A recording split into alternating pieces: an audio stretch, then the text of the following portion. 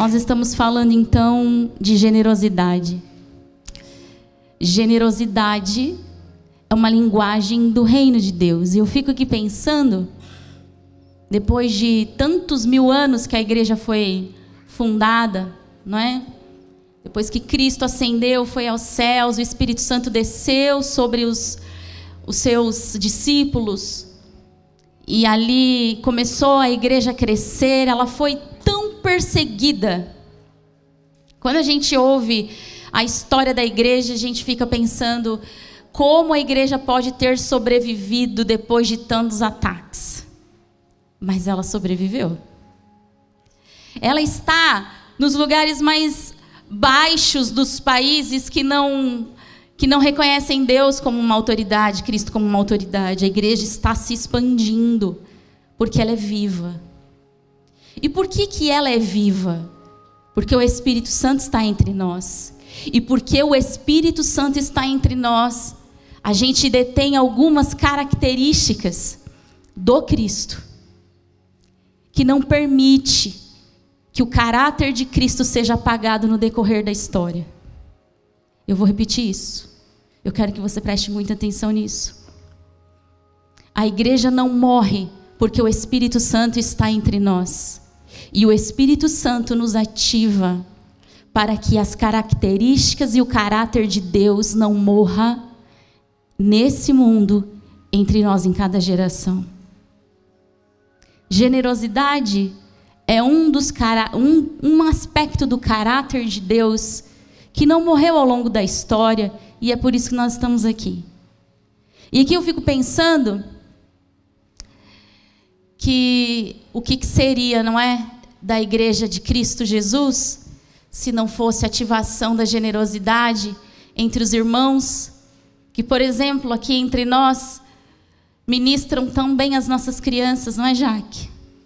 Quanta entrega, quanto tempo, quanto choro. O que seria da igreja de Cristo se não fossem, por exemplo, a gente teve aqui, o Tiago falou ontem, um jantar de casais, se não fosse a entrega e a generosidade dessas pessoas que entregam e gastam suas vidas, seu tempo, seus recursos. O que é que seria da igreja de Cristo? Se não fossem pessoas abdicadas e tão dedicadas, por exemplo, para ministrar aos nossos adolescentes. Mas assim, não fica só aqui. Aqui nós temos tantos exemplos de generosidade. Mas você imagina, se não fosse a generosidade que permeia o coração dos missionários, que saem do conforto das suas casas, que saem do conforto do seu país, do seio da família, para estarem em campos missionários agora mesmo, entregando a sua vida, gastando a sua vida para nunca serem reconhecidos, não por homens. O que seria da igreja de Cristo sem a generosidade impressa em cada coração? Generosidade essa que leva a gente a doar recursos, vida, perdão. O que seria da igreja de Cristo se não fosse o Espírito Santo nos ativando para ir além daquilo que nós somos? E nós somos nele. Nós somos nele. A igreja não resistiria se não fosse o Espírito Santo de Deus nos movendo para além da humanidade caída que há aí dentro da gente. Você também é chamado aí pelo Espírito Santo de Deus para entregar além do que a humanidade que dá dentro de você pode entregar. E é possível por conta do Espírito Santo que opera em nós. A generosidade, ela não é só colocada sobre a questão financeira, muito embora ela se expressa também e importantemente pelas questões financeiras. Mas generosidade, ela é um aspecto de Deus, e onde a gente olha para Deus e a gente vê que todas as coisas que Ele nos pede, Ele foi o primeiro que realizou de uma forma com a régua lá em cima. E aí a gente fala sobre generosidade e a gente vê Deus. Porque Deus amou o mundo. Você lembra desse versículo? Que ele fez o quê? Ele deu o seu único filho, para que todo aquele que nele crê não pereça, mas tenha vida eterna. O caráter de Deus é generoso. Ele deu o melhor que ele tinha, tudo que ele tinha. E aí a gente olha para o Cristo, e a gente ouve e vê nas Escrituras que Cristo perdeu até sua última gota de sangue. Eu acho tão interessante o texto que nos diz isso, que quando ele é transpassado na sua lateral, sai suas últimas gotas de sangue junto com água. Um exemplo para nós, mais uma vez, do Deus que expressa seu caráter generoso, dando absolutamente tudo que ele é, tudo que ele tinha, para que a gente pudesse, de alguma forma, também ser impactado por aquilo que ele doou. Deus não nos pede nada que ele não tenha dado. E de uma maneira muito maior do que aquela que a gente pode dar. Quando a gente fala assim para o Cristo, a gente está entrando num novo estilo de vida. Quando a gente segue Jesus o Cristo, e eu digo mais uma vez, segue Jesus o Cristo, não segue uma igreja, não segue um pastor, não segue uma multidão, segue Jesus o Cristo. Ele vai nos ensinando que a grande oferta nossa somos nós mesmos, em cada um dos aspectos da nossa vida. Então a gente percebe que os nossos recursos são dele, os recursos financeiros. Então a gente percebe que a nossa afetividade é dele. Então os nossos afetos precisam também ser entregues para ele, e de uma forma generosa a gente aí consegue amar os inimigos. Então aí a gente consegue então perdoar aqueles que nem se arrependeram. Por quê? Porque o caráter de Cristo está em nós. Porque a generosidade de Cristo está em nós. E às vezes a gente pensa assim, mas como é que eu vou conseguir entregar, dar, que seja o recurso financeiro, que seja a afetividade, que seja o perdão, que seja a paz, que seja aquilo que o Senhor tem nos instigado no caráter de Cristo para dar. Como é que eu vou dar se eu me sinto tão ausente destas coisas? Se eu não tenho recursos, se às vezes eu sou tão irascível, não consigo perdoar, se eu tenho tantos ressentimentos, como é que eu consigo fazer isso? Como é que eu consigo ser generoso a ponto de eu realmente seguir o que o Senhor está falando? E o Senhor nos diz para caminharmos em fé. Porque, gente, não depende de quem nós somos. Você não é generoso ou eu generosa porque somos bonzinhos. À medida que nós vamos caminhando com Cristo e entendendo o governo dele sobre as nossas vidas, e a gente vai abandonando coisas para trás, a gente consegue caminhar em fé, em novidade de vida. Uma nova vida está diante de você e de mim. Será que a gente vai segui-la? É uma nova vida em tudo. E a generosidade é uma das características das quais o Senhor implanta em nós para que o mundo seja impactado por algo que ele não tem. Aí você pode pensar, mas eu conheço pessoas generosas. Mas essa generosidade que o Senhor nos propõe, ela vai muito além do que alguém que faz as suas esmolas, no melhor sentido da palavra. Eu quero observar com você hoje 2 textos, a partir da perspectiva de alguém que não tinha nada. Nada. E de alguma forma ela foi atravessada por Deus e ela entregou tudo. E uma outra perspectiva de alguém que tinha tudo, foi atravessado por Deus e entregou o seu tudo. Então veja, não tem a ver com o tanto que você tem. Tem a ver com o tanto que a gente se entrega ao Senhor em fé. Então eu queria que você abrisse o primeiro texto comigo. E ele está lá em 1 Reis, no capítulo 17, a partir do versículo 7.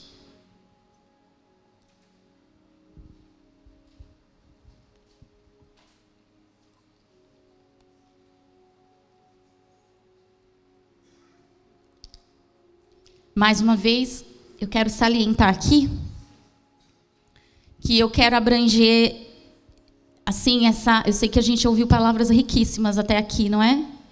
Então, hoje é só mais um adendo, não é?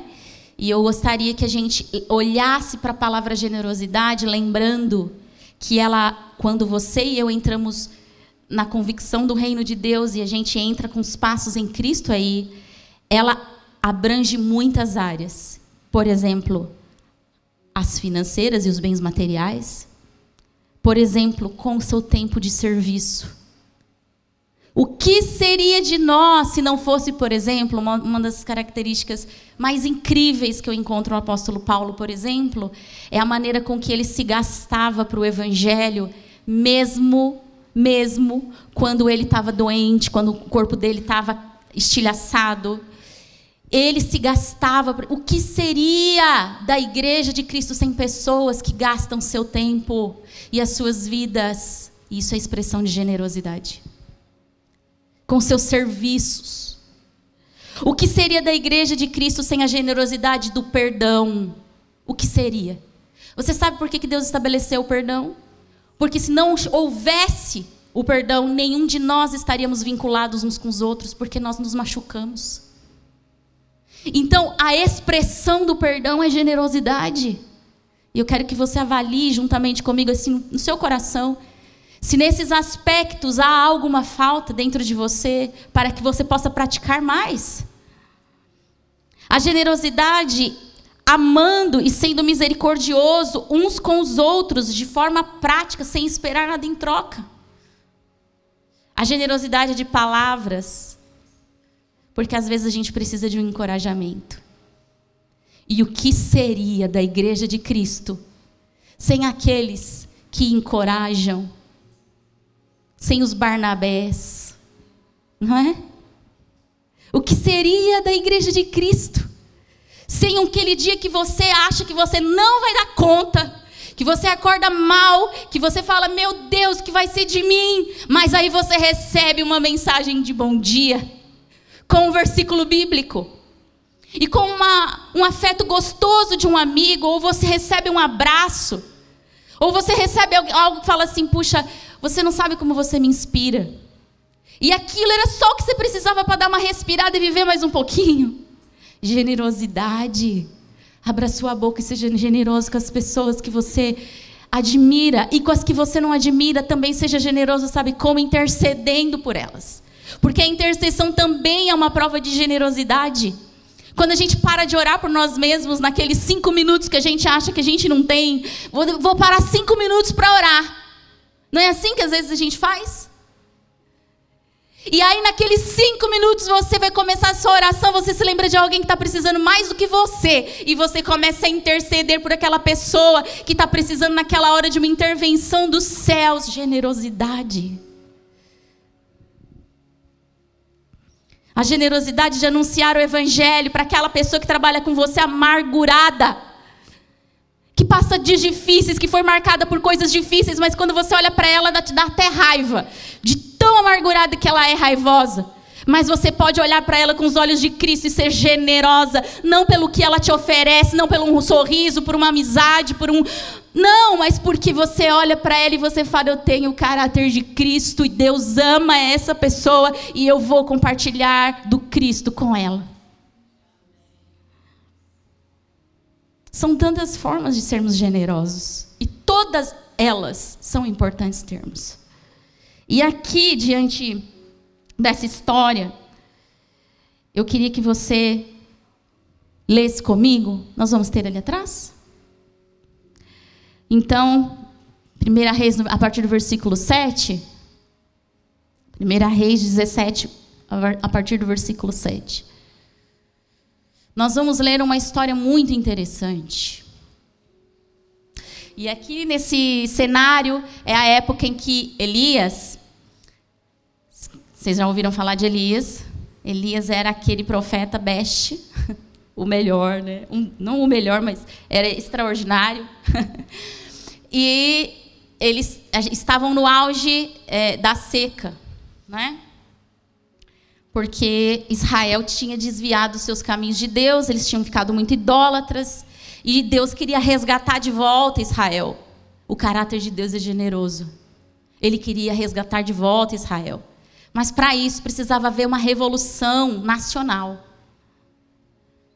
E aí Deus levanta Elias. Então Elias vai lá e ele fala para o rei que vai ficar seca 3 anos. Nesse ambiente de seca, que Deus está preparando Elias para o grande avivamento da história que você talvez conheça bem, que é aquela que desceu fogo do céu e aquela que matou todos os profetas de Baal. Esse é o grande avivamento que aconteceu em Israel ali para que eles mudassem o contexto. Mas um pouquinho antes, na preparação de Elias, Elias estava sendo alimentado por corvos. Deus manda ele ir para um lugar X. E ele falou assim, vai beber a água lá da fonte e eu vou mandar corvos, os pássaros mesmo, para dar comida para você todo dia. E de repente o riacho secou e Deus fala assim, agora eu quero que você saia de Israel. Eu quero que você vá para um povo que não é Israel. Eu quero que você vá para um povo... Qual a palavra, meu Deus? Não gentil, mas é parecido. Com um povo que...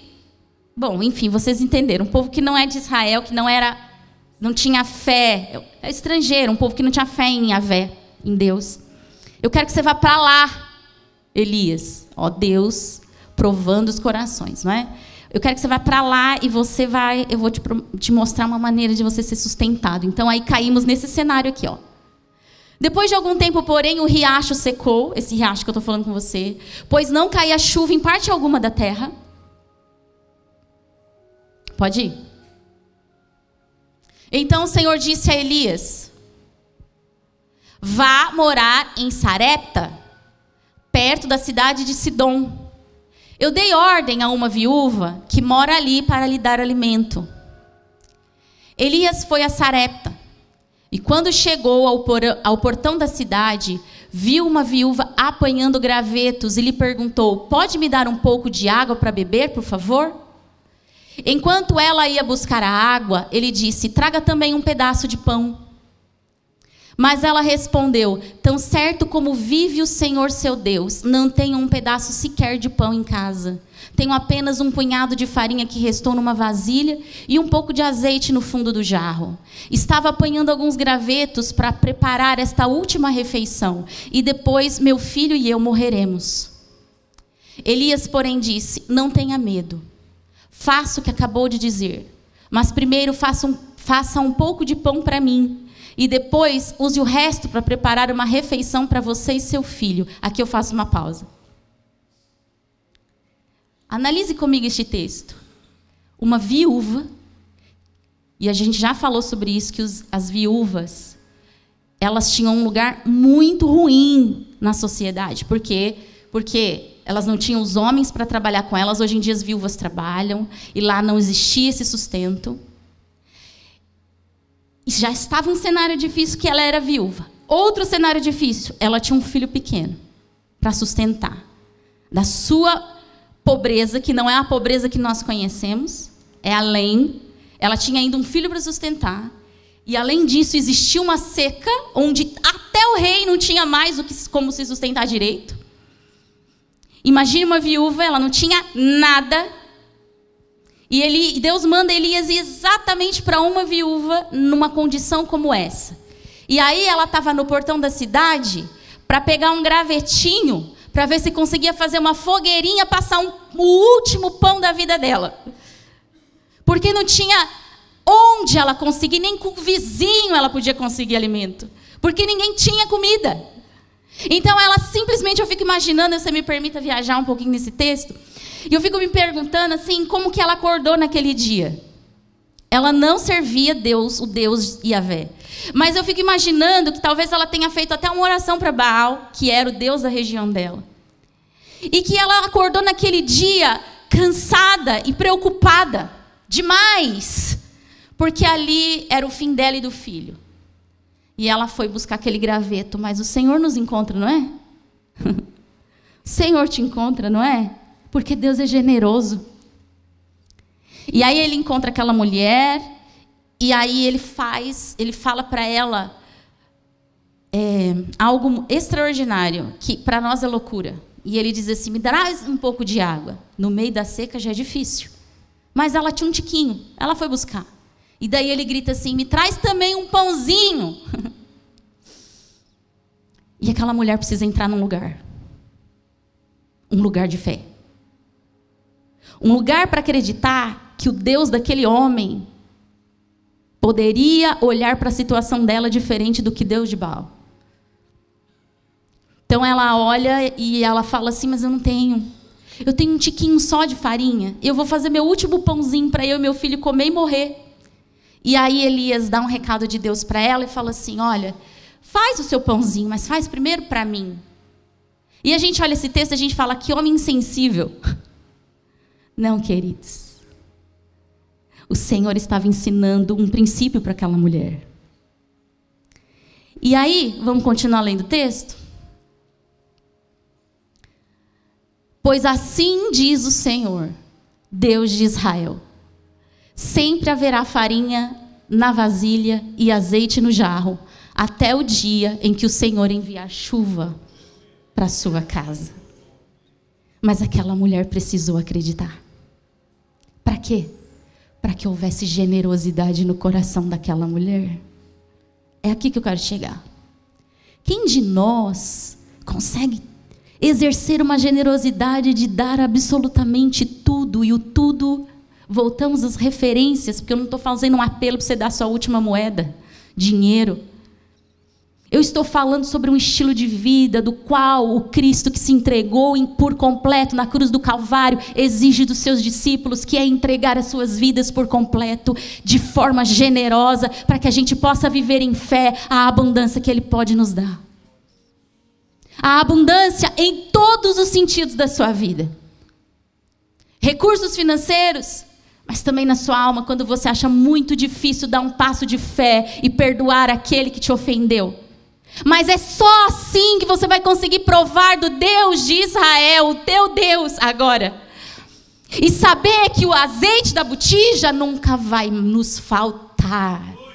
Aqueles que entregam o seu tudo, que ouvem que o Senhor é o seu maior recurso de provisão, jamais terão falta de nada, quando conseguem de verdade tirar da sua escassez, de um quadro, um cenário caótico, e entregar ao Senhor aquilo que Ele nos pede. E Ele nos pede tudo. É um estilo de vida. E você pode ver que Elias falou: não tenha medo. Uma das palavras mais usadas para aqueles que precisam de um impulso de fé. Não é assim: deixe de ser incrédulos. Algumas vezes você vai ouvir isso. Mas a maioria das vezes na Bíblia está escrito assim: não tenha medo. Porque a generosidade vai precisar atravessar os nossos medos. A generosidade vai precisar colocar os nossos medos no devido lugar. O lugar de impotência nos filhos de Deus. Porque senão a gente não consegue sair do lugar de pobreza. Seja financeira, seja espiritual, seja emocional. Porque o nosso Deus é abundante. Eu quero que você repita isso. Eu não gosto de fazer isso, né? Mas hoje eu vou pedir para você falar: o meu Deus é abundante. A gente precisa dizer essas coisas o tanto que for necessário até que a gente acredite. Vamos continuar vendo. Versículo 15. O que ela fez? Ela fez conforme Elias disse. Sabe o que estava em xeque? A vida do filho. Mães, pais. Às vezes Deus vai fazer a gente atravessar, inclusive, os nossos maiores amores. Os nossos maiores amores. Para provar que, na verdade, Ele é o Senhor das nossas vidas e não os nossos amores. E quando a gente estiver preparado para dar Aquilo que o Senhor nos pede, mais uma vez eu digo, o Senhor nos pede tudo. O Senhor pede você inteiro. O discípulo precisa ser inteiro. O discípulo precisa viver de fé em fé. O discípulo precisa viver uma linguagem do reino. O discípulo não pode ficar se catando, sabe, o tempo inteiro falando, mas isso daqui, essa área aqui é muito difícil, essa aqui eu vou guardar um pouquinho aqui. Deus vai me entender. Se a gente viver desta forma, a gente não vai provar do Deus que pode nos prover num ambiente de maior escassez que nós possamos passar. E essa mulher fez conforme Elias disse. Deixou o filhinho dela esperando o pãozinho. E assim Elias e a mulher e a família dela, eu quero que você leia isso aqui comigo, tiveram alimento, porque o Senhor é fiel. E se a gente não entender a fidelidade de Deus o tempo todo, a gente não vai conseguir desfrutar de tudo que Ele nos proporcionou quando Ele foi levantado na cruz do Calvário. Um cenário de escassez, do qual a mulher creu em fé, ela conseguiu viver a experiência mais extraordinária. Uma mulher estrangeira, que até aquele momento não seguia a Deus, mas ela teve um encontro com Deus. E ela agarrou aquele encontro com Deus como um último fôlego de vida. E aquela mulher sobreviveu em toda a seca que havia naquele lugar, até a chuva chegar. Até a chuva chegar. Que extraordinário, não é? E que desafiador para mim e para você. É a gente olhar os nossos recursos e a gente acreditar que o Senhor é o Deus multiplicador dos poucos pães e poucos peixes, não é? Até mesmo nos nossos serviços, não é? Porque às vezes a gente guarda o nosso pãozinho e o nosso peixinho, e aqui eu digo em relação ao seu serviço, ao talento que o Senhor te entregou, ao dom que o Senhor te entregou, a gente guarda porque a gente olha o outro e fala, o outro tem muito mais, eu vou ficar aqui bem no meu cantinho. E a gente esquece que a nossa generosidade ela é importantíssima para a manutenção do reino de Deus, porque nenhum de nós estaríamos aqui se não fossem pessoas generosas antes de nós, que oraram por nós, que jejuaram por nós, que entregaram seus recursos por nós, que evangelizaram, seja a nossa família, os nossos pais, para aqueles que nasceram dentro do evangelho, ou evangelizaram a você. Pessoas que saíram do seu conforto e estiveram ali com um ato de generosidade, entregando o seu pouco pão e o seu pouco peixe. E o que aconteceu? A multiplicação acontece. Sabe que eu fico às vezes vendo que pessoas que foram evangelizadas, às vezes por uma pessoa tão simples, foi lá, a pessoa foi lá, evangelizou uma pessoa daquela família, e toda aquela família, depois daquela geração, se converteu. Já viram isso? Eu sou fruto dessa situação. De um pastor tão simples, foi na casa da minha avó, que na época ela era macumbeira, a mãe do meu pai. E daí ele foi lá, ele deu o que ele tinha, ele era um homem simples. Ele deu o que ele tinha, o que aconteceu? Toda a família se tornou cristã. Aí, meu pai era um adolescente, tinha 14 anos. Ele se casou, meu tio se casou, os filhos se tornaram cristãos e agora os nossos filhos estão também na salvação. Veja, a sua generosidade, o seu pãozinho pequeno, Deus multiplica. Deus multiplica. E essa história aqui parece que tem uma conexão grande, né, com o pouco pão e o pouco peixe. A multiplicação acontece numa situação de escassez. Mas existe uma outra situação. Existe uma situação, às vezes, onde a gente tem muito. Onde a gente é abastecido. E os recursos, sejam eles quais forem, de quaisquer frentes, estejam dentro das nossas casas. Às vezes legítimo, ganho legítimo, às vezes ganhos ilegítimos. Mas quando nós somos atravessados por Cristo, o Senhor também, através da generosidade que Ele nos entrega, Porque ninguém consegue amar, ninguém consegue perdoar, ninguém consegue ser generoso se antes não perceber que isso atravessou ele primeiro. E eu vou repetir isso, porque isso, gente, isso é uma chave do Evangelho. Vou dizer de novo. Se você não se sente perdoado ou não sabe mensurar o tanto que você é perdoado por Deus, você não vai conseguir perdoar ninguém. Se você não sente que Deus está na sua vida dando provisão financeira para você, se você não prova disso, se você não entende, discerne isso, pouco provável que você vai conseguir ser essa pessoa na vida de alguém. Se você não consegue sentir gratidão por aqueles que um dia fizeram algo por você, pouco provável que você vai conseguir ser generoso com alguém também do seu lado. Somos atravessados primeiro. Isso faz parte da conversão. E eu tenho para mim, isso é um pensamento pessoal, de que nós não somos convertidos uma vez só. Somos convertidos a Cristo uma vez, mas muitas outras vezes em pequenas áreas que nós às vezes não entregamos no ato da nossa conversão. Então precisamos ser atravessados por Cristo e aquela área voltar, porque convergir o que é? Voltar, não é? Me digam aí vocês que vivem dirigindo. Conversão, a gente pode voltar o caminho, não é isso? Pode mudar, não é isso? Hã? Dar a rota. Então eu fico pensando quantas mudanças de rotas a gente vai ter que ter durante a vida a partir da revelação do Evangelho na nossa vida. A generosidade é uma delas, não é?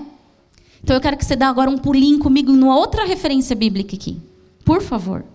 Vamos para Lucas. A gente saiu do Antigo Testamento, nós vamos para o Novo Testamento. Lucas, no capítulo 19.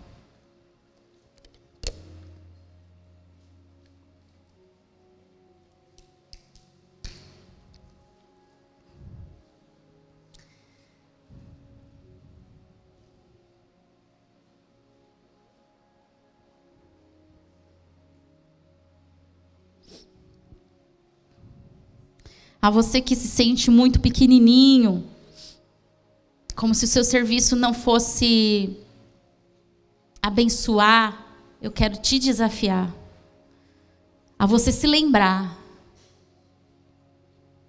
que, por exemplo, para o sustento de Paulo, para ele ir para a obra, existiam mulheres que cozinhavam para ele. E aí, se essa mulher pensasse assim, é pouco, não vou fazer nada, como é que esse homem conseguiria ter forças para ele ir? Nada é pequeno diante do Senhor. Então, se você está num processo de achar que é muito pouco que você tem, experimenta colocar na mão do Deus que multiplica. E experimenta não enterrar seu talento. Experimenta deixar Deus receber e entregar o seu melhor. A palavra fala para a gente dar o que nos foi dado. É isso, Ele não vai te pedir mais além do que. Mas aqui eu quero falar agora sobre Lucas. Aliás, sobre Lucas não, em Lucas. No capítulo 19, eu falei o capítulo? Lucas 19, a partir do versículo 1, a gente vai para um lado oposto da moeda. Então, a gente estava falando sobre um cenário de escassez, de uma viúva, de uma estrangeira, certo? De alguém que não tinha nem o que comer, que estava em tempo de seca. Que a gente vai ver um outro cenário. A gente vai ver um cenário de Zaqueu. Vocês se lembram de Zaqueu? Lembram? Nós vamos ler o texto e a gente vai explicar. Jesus entrou em Jericó e atravessava a cidade. Havia ali um homem o quê? A gente falou de uma viúva, agora nós estamos falando de um homem rico, chamado Zaqueu, chefe dos cobradores de impostos. Aqui eu quero explicar o que eram cobradores de impostos, ok? Pode voltar um pouquinho. Chefe dos cobradores de impostos, talvez você não saiba, mas eu quero te dizer que esses homens que eram cobradores de impostos, eles eram tidos socialmente como pessoas muito pecadoras, que não eram dignas de nada. Por quê? Porque apesar deles serem de Israel, eles coletavam impostos em prol a Roma. em deficiência ao seu próprio povo. Então, às vezes, eles enfiavam a faca e não era um imposto justo. Às vezes, eles cobravam impostos injustos das pessoas pobres, da sua própria nação, para enriquecer Roma. Esse era Zaqueu. Zaqueu era o chefe dos cobradores de impostos. Ou seja, os cobradores de impostos que já afanavam, imagina o chefe dos cobradores de impostos. Ele tinha a riqueza dele em cima do quê? Pode dizer, sem medo. Hã? De forma ilícita, no roubo, certo? Esse era Zaqueu. Pode continuar. Tentava ver Jesus, porque Jesus estava passando por lá, a fama de Jesus já estava muito grande. Ele tentava ver Jesus, mas ele era baixinho, gente. Ele era pequeno. E ele não conseguia olhar para cima na multidão. Então, imagino que ele era menor do que eu, talvez. Por isso, correu adiante e subiu numa figueira brava no caminho por onde Jesus passaria. E calma aí um pouquinho que a gente já lê. Eu acho muito interessante, porque assim, antes de Jesus chegar para nós, ele está preparando o nosso coração. Então, quando às vezes o Senhor já está encaminhando alguma coisa dentro de você, te incitando. Como é que ele faz hoje em dia? Ele traz para você algumas percepções, às vezes um desconforto. Nossa, isso aqui para mim... Puxa, eu sou tão pouco generoso nisso. Eu deveria fazer mais. Eu deveria... E você começa a sentir um desconforto, um incômodo. Jesus está chegando aí. Então, aí quando ele se apresenta de vez, seu coração já está prontinho. Então, não ignore aquilo que o Senhor está falando com você. Não ignore as suas sensações de desconforto que o Senhor está gerando dentro do seu coração. Quantas pessoas já chegaram e falaram assim, nossa, agora o Senhor está falando que eu preciso dar um passo a mais, eu preciso me envolver mais. Por exemplo, num ambiente de igreja. Eu preciso dar um passo a mais, mas eu estou com medo. Não tenha medo, tenha fé, não é? E a generosidade, ela precisa ser a linguagem entre nós, para quê? Para que o reino de Deus seja conhecido entre outros. E Zaqueu já estava lá com alguma coisa sendo fomentada, eu creio de verdade de todo o coração, porque senão ele não subiria em cima de uma árvore. Pode continuar. Quando Jesus chegou ali, Jesus já sabia quem estava na árvore. Porque Jesus já conhece suas dificuldades e as minhas. Suas delinquências e as minhas, seus pecados e os meus, mas Ele está preparando um caminho. E quando Ele olha para nós, e a gente já pode olhar para Ele, e Ele já sabe, gente, Deus já sabe da nossa dificuldade, não tenha vergonha. Ele olhou para cima e ele disse, Zaqueu, desça depressa, hoje eu devo hospedar-me em sua casa. Veja, Jesus se hospedar na casa de um chefe de coletoria de impostos era muito bizarro, porque esse cara não merecia socialmente perdão algum, socialmente. Não merecia nada, mas Jesus, naquela multidão inteira, escolhe uma pessoa da qual abraçou algo que o Senhor estava falando, que o Espírito Santo já estava promovendo. E aí, hoje eu devo hospedar-me em sua casa. Sem demora, Zaqueu desceu e com alegria recebeu Jesus em sua casa. Ao ver isso, o povo começou a se queixar. Lembra que eu disse? Ele foi se hospedar na casa de um pecador. Enquanto isso, Zaqueu se levantou, porque tem a ver com o teu coração, querida. Não tem a ver com aquilo que você praticou até agora. Tem a ver com a sua decisão agora. Agora. Tem a ver com a oportunidade que você está tendo agora. E Zaqueu, naquele momento, viu através dos olhos de Jesus e sentiu no coração dele que ele tinha uma nova oportunidade. Ele se levantou e ele disse, Senhor, olha isso aqui, darei metade das minhas riquezas aos pobres. Mas por que ele falou isso? Jesus pediu isso? Por que ele falou isso? Porque ele viu a generosidade do Cristo, daquele que fazia tantos milagres, olhar para um chefe de coletoria de impostos como ele. Talvez ele já tivesse incomodado pelas coisas que ele estava roubando, não é? Porque Deus estava preparando o coração dele naquela hora que Cristo falou, eu vou estar com você, eu vou na sua casa, eu quero honrar você, eu quero dizer para você que você é importante para mim. Zaqueu abraçou a generosidade de Jesus na vida dele. E com a generosidade abraçada com ele pôde impulsionar a generosidade para fora, porque por lei, Não havia nenhuma que pudesse falar que agora você tem que dar a sua metade de riqueza para o pobre. Ele foi além da lei, porque ele recebeu a generosidade no Espírito.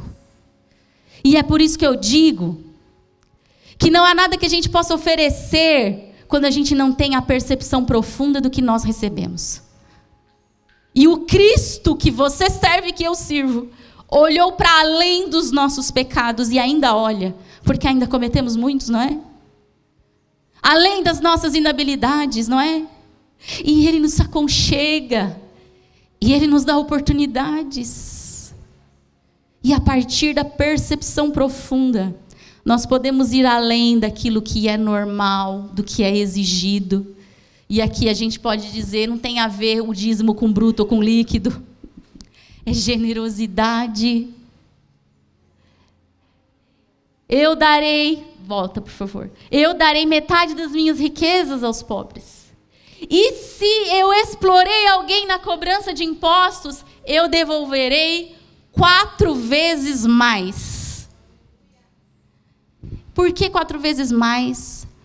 Porque, pela lei, se alguém havia lesado o outro, teria que dar 1/5. Restituir aquilo que pegou e devolver mais 1/5. Só que Zaqueu se enquadra aqui na lei que era um pouco mais específica. Era aquela mais severa, era aquela que tinha violência, que dava 4 vezes mais. Então Zaqueu se vê como um homem violento, porque eu lesei pessoas pobres da minha pátria, e eu vou restituí-las 4 vezes mais. E daquilo que ele tinha, ele deu em generosidade, porque Cristo atravessou o caminho de Zaqueu, e ele em fé abraçou o caminho do Cristo. Nós temos 2 histórias, que talvez seja o seu cenário ou o meu. E eu não estou falando aqui que ninguém é ladrão, não é isso que eu quero dizer. O que eu quero dizer aqui, às vezes nós vivemos num ambiente de abastâncias, de todas as formas. Talvez sua família esteja estruturada, talvez você esteja resolvido no seu coração, talvez o seu ministério esteja ok, mas o Senhor diz para você e para mim, para olharmos além daquilo que temos e abrir as despensas das nossas vidas e compartilharmos vida que Ele nos dá. O perdão, os recursos, o evangelho, a oração, o tempo, porque tempo é algo especial do qual você pode expressar generosidade. Já parou para pensar quantas pessoas em sua volta precisam apenas de uma conversa, mas a gente com a nossa vida corrida não consegue abrir um espaço para elas? Podemos sentar na mesa de alguém separando 2 horas do nosso tempo? Deixar de fazer as nossas coisas 2 horas para que o evangelho de Jesus atravesse outras pessoas também? Veja que é uma linguagem do reino de Deus. E os filhos e filhas que são seguidores de Jesus, filhos e filhas de Deus, seguidores de Jesus, precisam estar atravessados por uma linguagem desapegada das suas próprias vidas. É desafiador para mim. É desafiador para você. Porque nós aprendemos a viver a nossa própria vida edificando a nós mesmos. Mas no reino de Jesus não será assim. No reino de Jesus nunca é assim. Então nós somos chamados ao Senhor, pelo Senhor para entregarmos além daquilo que nós achamos que somos e que achamos que temos. Mais uma vez eu quero dizer, os discípulos de Jesus são chamados a entregarem-se por inteiro.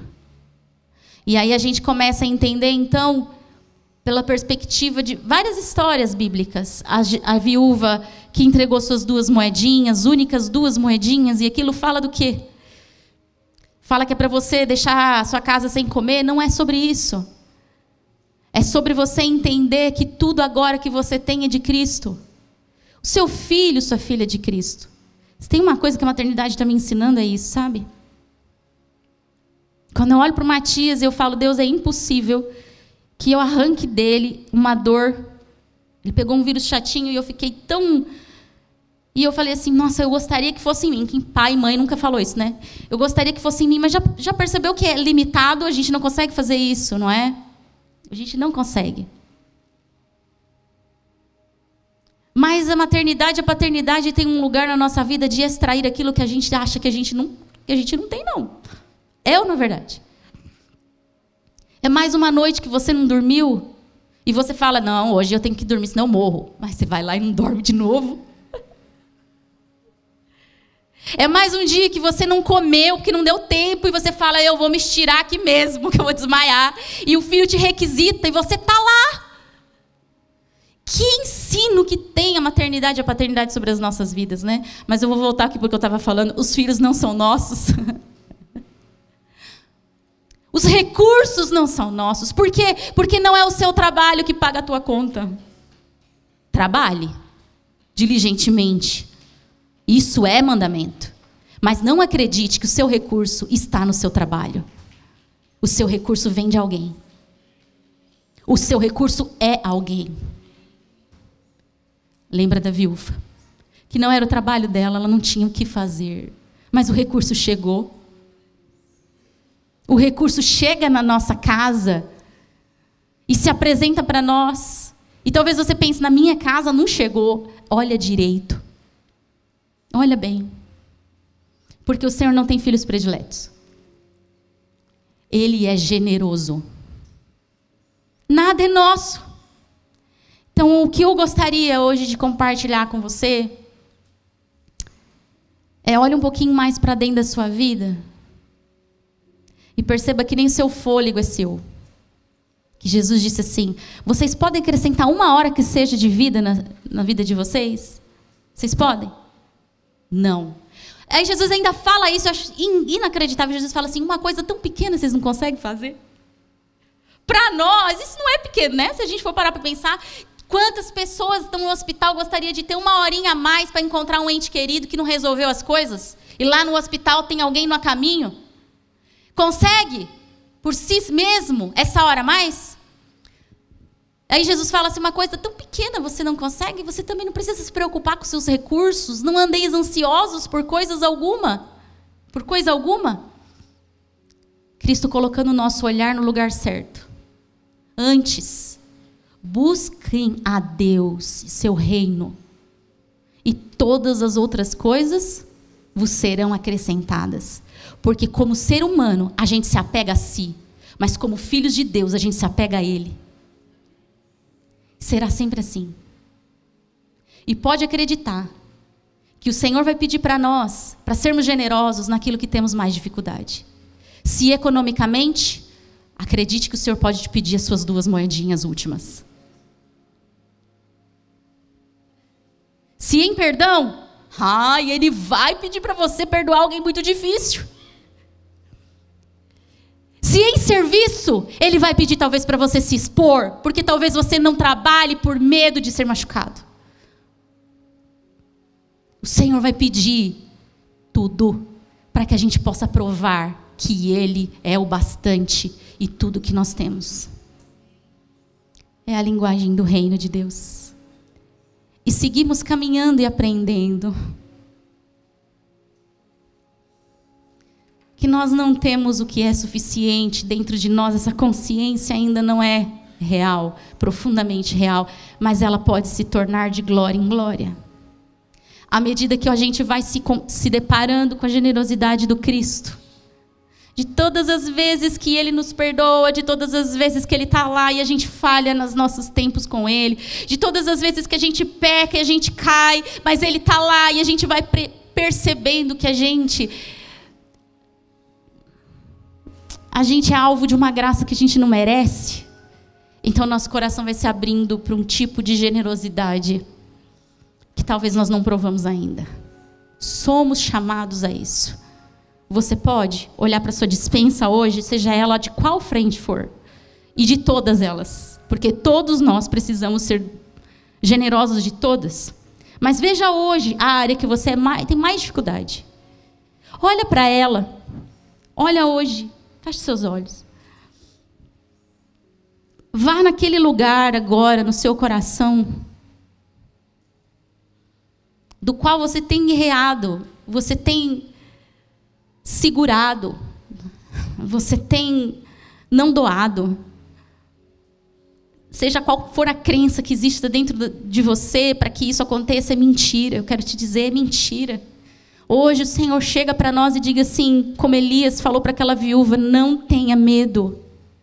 Não tenha medo. Você pode entregar-se por completo a alguém que jamais vai banalizar a sua entrega. Você pode se entregar por completo a um Deus que se entregou completamente a você. Você pode entregar os seus recursos a alguém que disse que jamais faltará pão na sua casa. Você pode entregar-se nas mãos de um Deus que sabe o que está fazendo com você quando Ele te pede algo. O Senhor não é leviano. O Senhor é um Deus que cura. É um Deus que quer que a gente prove dEle e veja que Ele é bom. Ele é Deus. Sob o aspecto daquilo que o Senhor está trazendo no seu coração, eu queria que você ficasse de pé.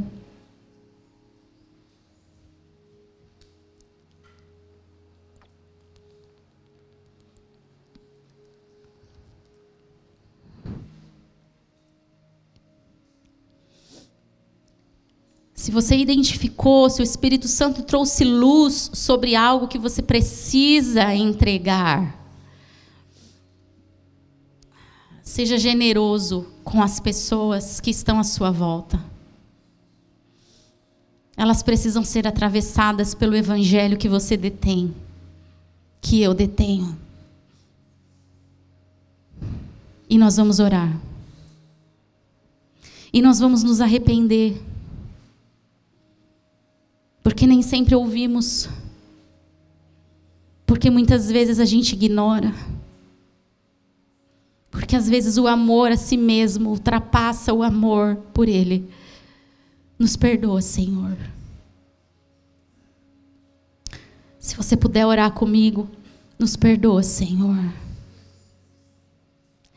Porque o Evangelho, ele traz para o mundo uma cor que o mundo não tem. Mas nós temos.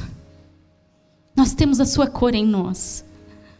A generosidade que atravessou a cruz do Calvário, cobriu geração após geração. E é nessa confiança que podemos ver que os nossos filhos, os nossos netos, os nossos descendentes serão, Senhor, cobertos pela mesma generosidade do Senhor. Então nos ensina, Senhor, a sermos generosos como você é. Nos ensina, Senhor, a não ficar segurando a nossa economia por medo de nos faltar. Há uma sombra de medo. Nos ensina que os recursos que nós entregamos ao Senhor é de gratidão. É em fé, de saber, Deus, que o Senhor é quem nos dá o sustento. Até mesmo quando nós estamos desempregados, até mesmo quando nós não conseguimos achar uma saída, o Senhor é quem nos dá o sustento. Ele bate muitas vezes na nossa porta. Mas Ele bate na nossa porta porque existem corações generosos que se deixam ir. Nos ajude a sermos esses que batem em portas.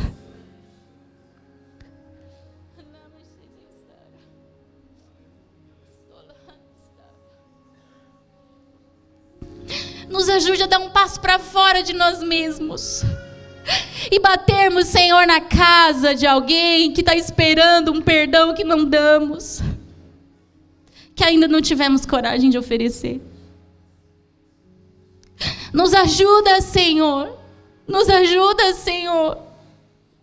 A tirarmos, às vezes, da nossa escassez. Às vezes a gente acha, eu não tenho espadanão. Mas o Senhor diz, olha direitinho. Eu nunca vou deixar faltar. Ah, Senhor, nós precisamos de revelação. Se não for a sua revelação, nós não vamos conseguir estar firmados na nossa própria visão altruísta. A gente precisa que o Senhor nos converta de novo. E nos ajude a perceber que o Senhor nunca, nunca vai falar uma coisa que não vai cumprir. Nos ajuda, Senhor, a olhar para você com fé. Acreditar que o Senhor é o Deus que o Senhor diz que é. Que o Senhor nunca faltou, não faltou para aquela viúva que era estrangeira. Não vai faltar para nós também. Que somos, Senhor, resgatados pelo sangue de Cristo. Senhor, que atravessou Zaqueu, uma figura, Senhor, tão inapropriada, mas o Senhor o alcançou, dando para nós a esperança de que não importa quem seja ou quem nós somos, o Senhor sempre nos atravessa com amor, com aceitação, e por isso nós podemos olhar para o Senhor e sermos como nosso Pai. Nós podemos ser como você. Nos ajuda, Senhor, para que o Evangelho para que o mundo conheça o poder do Evangelho através de nós, os seus filhos, porque muitos estão com as portas fechadas e o mundo está perecendo, porque a gente fica preso com a cor que o Senhor nos deu dentro de nós mesmos, das nossas próprias vidas.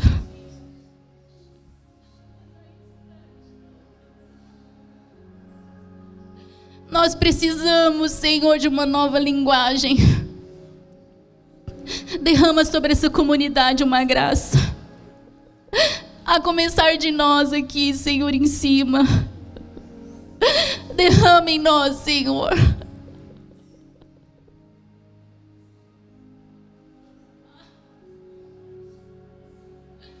Ah, Deus. Nos ajude, Senhor.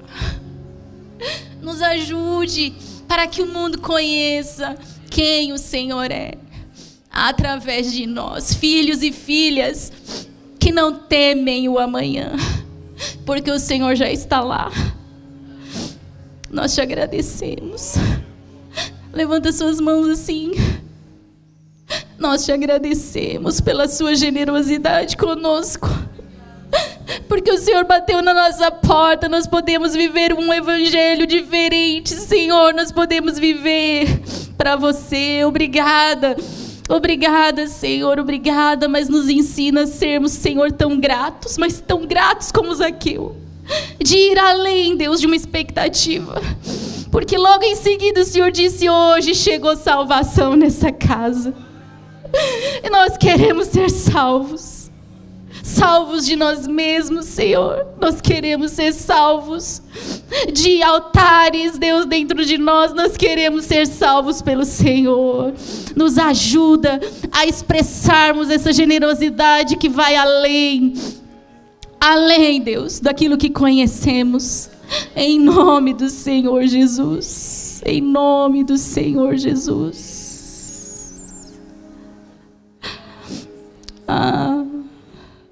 Eu ia encerrar aqui, queridos, mas eu sinto de chamar aqui à frente algumas pessoas que foram tocadas por essa palavra. Que você venha à frente sem vergonha nenhuma.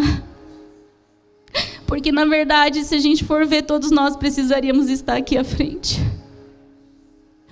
Eu queria te chamar aqui para que você possa fazer uma entrega diferente ao Senhor hoje.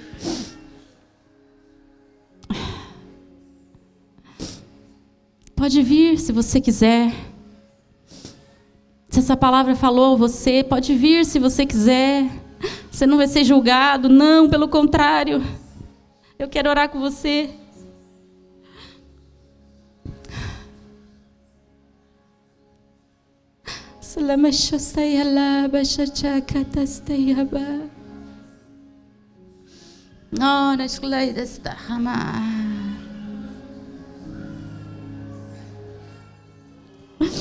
Ora nesta rimama.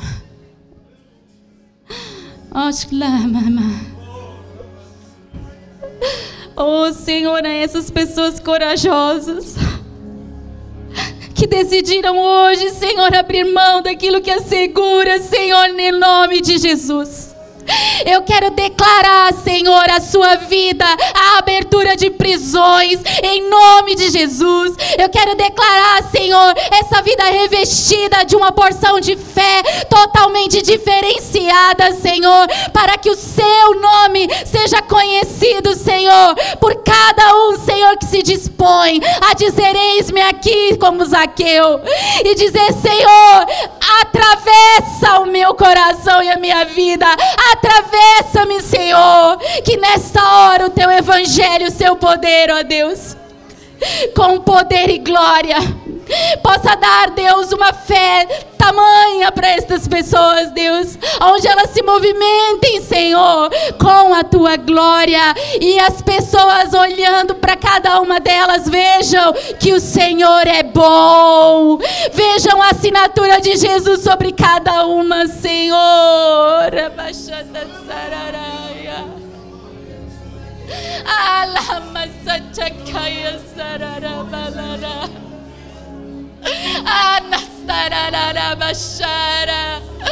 Há uma prisão de escassez sendo rompida aqui. Há uma prisão de escassez, de memória de escassez sendo rompida aqui. Porque Jesus chegou na sua casa. E o azeite não faltará. E outras pessoas comerão na sua mesa.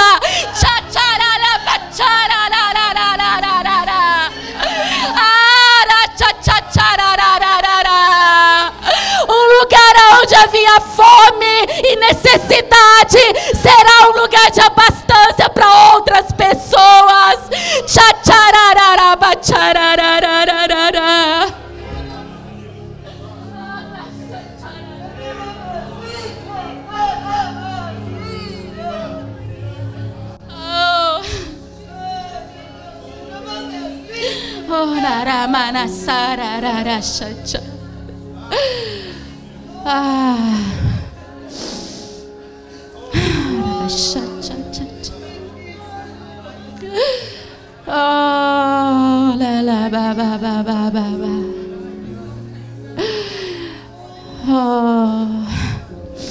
Você pode contemplar a Deus agora.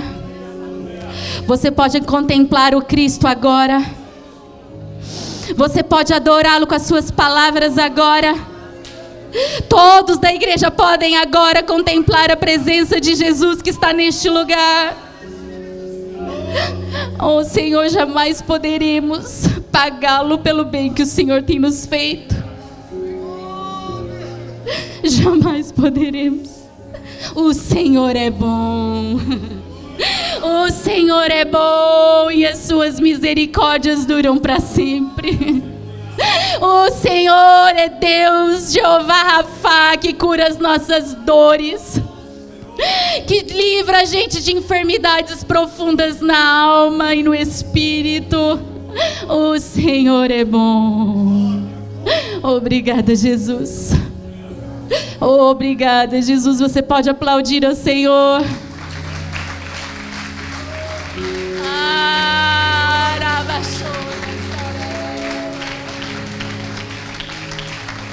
Aplaudam mais ao Senhor.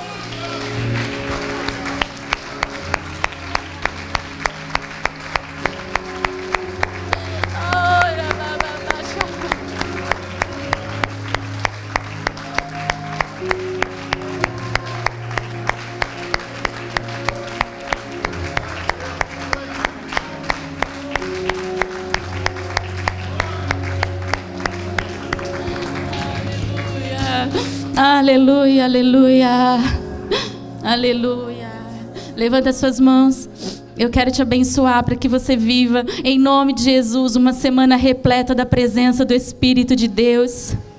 Que você saia daqui e permita que o Senhor seja visto através das suas atitudes, das suas ações. Que você possa pegar essas palavras que foram liberadas essas semanas aqui para você, e você agarrá-las com toda a sua força e provar e ver que o Deus que você serve está vivo. E Ele pode ser visto através da sua atitude para com os outros, amém? Eu te abençoo no seu corpo, meu irmão, na sua alma e no seu espírito, que você vá em paz e viva uma semana edificante em nome de Jesus, amém? Amém, Deus te abençoe.